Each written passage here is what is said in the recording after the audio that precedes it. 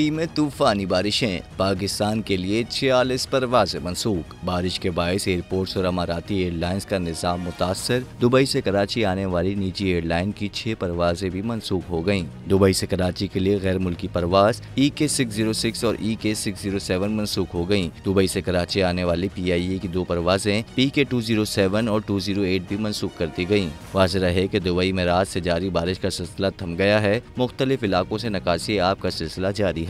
गुज़िश्ता रोज मुत्तहदा अरब अमारात की मुख्तलिफ रियासतों में तूफानी बारिशों ने 75 साल का रिकॉर्ड तोड़ दिया। तूफानी बारिशों की वजह से मुख्तलिफ सेक्शन से दुबई के शेख जायद रोड को बंद करना पड़ गया। ट्रैफिक जाम से चंद किलोमीटर का फासला कई घंटों पर मुहित हो गया। दुनिया की बुलंद तरीन इमारत बुर्ज खलीफा के सामने भी पानी जमा हो गया, जबकि 25 मिनट तक दुबई एयरपोर्ट पर फ्लाइट ऑपरेशन बंद रहा।